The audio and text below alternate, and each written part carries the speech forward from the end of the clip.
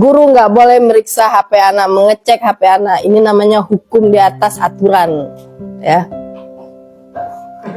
Kita punya aturan di sekolah, jadi aturan di sekolah itu dibantah oleh hukum. Kita guru sudah tidak punya harga diri lagi di mata anak-anak. Kita sudah tidak punya marwah lagi di hadapan anak-anak. Ini pengalaman kami ya sebagai guru.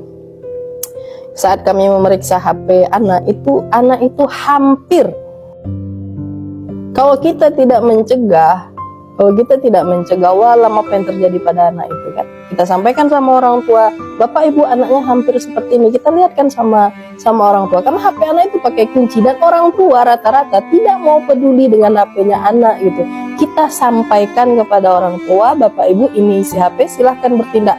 Kami tidak pernah menghukum anak yang HP-nya itu terjaring sesuatu yang berisikan porno, ya. Kita hanya sekedar memberitahu, karena itu memang di luar wilayah kita, isi HP itu memang di luar wilayah kita. Tapi memberitahu orang tua itu wajib, karena hari ini banyak orang tua yang tidak peduli dengan anaknya gitu. Banyak orang tua yang tidak perhatian sama anaknya, isi HP anaknya mereka nggak tahu gitu, ya. Jadi orang tua sekarang kenapa anaknya susah diatur, ya periksa HP-nya gitu. Kita yang punya anak gitu, kita yang berhak gitu. Orang tua ini hanya kasih HP, ya udah beri kebebasan. Anda tidak tahu akses itu ada. Anak itu sengaja dimasukkan ke dalam grup-grup yang isinya ya itu gitu. Grup-grup LGBT, grup-grup porno gitu. Grup-grup yang menampilkan alat-alat itu gitu secara vulgar. Dan kita guru diam gitu. Guru nggak boleh meriksa, maka aturan yang ada di sekolah kalah oleh undang-undang gitu. Jadi kita guru udah nggak punya marwah lagi, kita nggak punya harga diri lagi. Sekolah bukan lagi tempat mendidik moral anak, tapi sekolah cuma untuk mencetak ijazah. Ya, mungkin ini yang diinginkan oleh orang-orang yang berpikiran liberal, ya.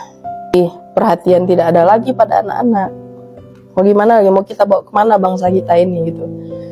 Ya, anak itu nggak tahu membedakan mana yang salah, mana yang benar. Kita tuh orang tua yang harusnya yang meluruskan mereka gitu. Ini salah nak, gitu. Ini nggak benar gitu.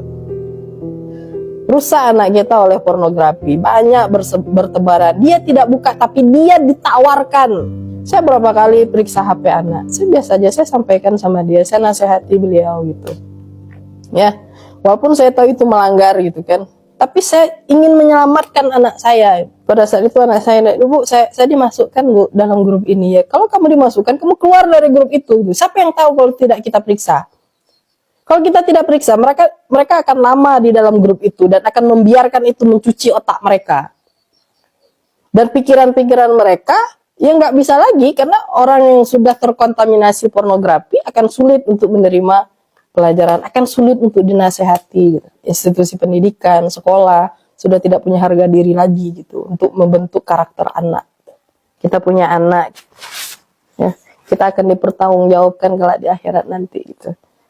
Ya, kita membiarkan anak kita biarkan untuk menonton, anak kita biarkan untuk mengakses yang itu, dan kita tidak tahu, nggak ada cerita kita nggak tahu gitu. Kita tetap akan dimintai pertanggungjawaban di akhirat nanti.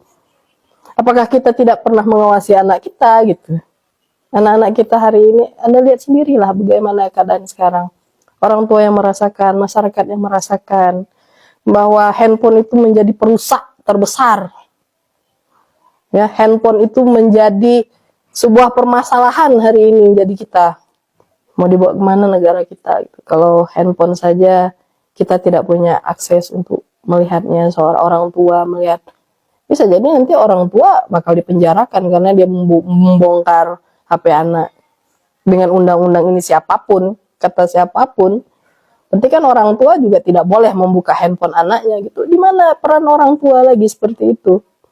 Kita punya aturan sekolah dan aturan kita itu dikalahkan oleh undang-undang. Ya, wajar kalau anak-anak kita hari ini banyak yang ya seperti itulah. Miris saya lihatnya. Kita nggak tahu 10 tahun yang akan datang seperti apa yang akan kita hadapi gitu. Ya. Saya rasa undang-undang ini perlu direvisi. Saya nggak tahu gimana cara merevisinya. Orang-orang yang duduk di atas sana yang bisa merevisi. Tapi undang-undang ini akan melahirkan generasi-generasi yang tidak bermoral. Sedih rasanya.